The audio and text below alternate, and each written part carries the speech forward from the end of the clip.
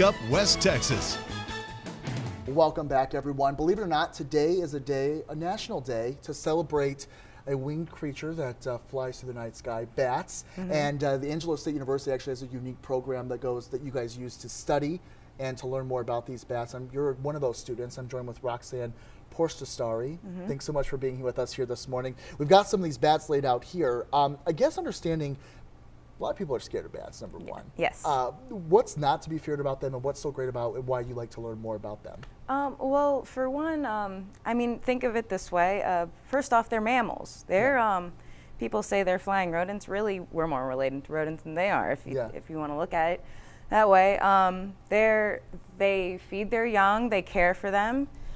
So these are a couple of the different species, or a few of the different species we have in Texas. There's 29 different species that regularly occur here, and 4 different families. Now, what people a lot of times are used to seeing are these. These are the Mexican free-tailed bats, Brazilian free-tailed bats. Sometimes I've even heard them called Texas free-tailed bats.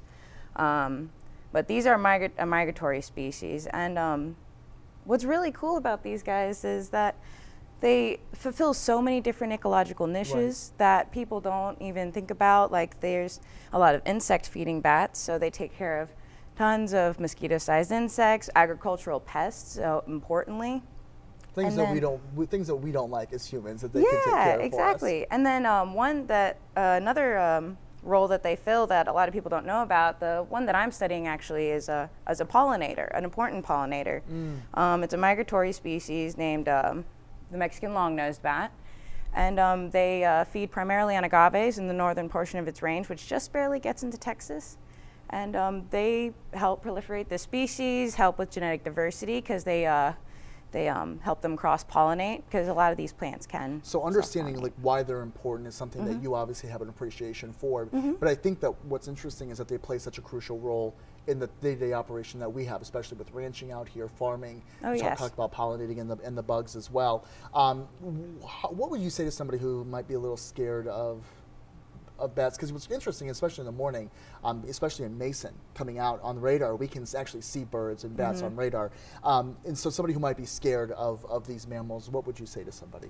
Well, I think a lot of the fear comes with the disease factor. I think there's a common misconception that bats are very disease-ridden, and unfortunately, like, they are nocturnal animals. So when do people encounter them is during the day. Right.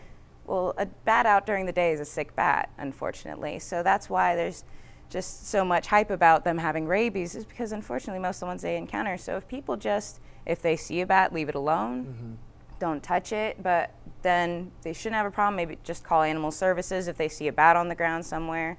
But if you just see them hanging in your rafters, maybe at night, or you see them flying around, they're not going to hurt you. No, but a ban during the day is good advice, because that's certainly something that the city also talks about too, and reporting that. A lot of information here. We're going to add some more stuff on our online article, which you guys can catch and log on to Facebook to check out as well. Roxanne, thanks so much for waking up bright and early with us this morning, and we'll be in contact again, I'm sure. All right, thank you very much. Stay with us. We'll be right back in a couple of minutes.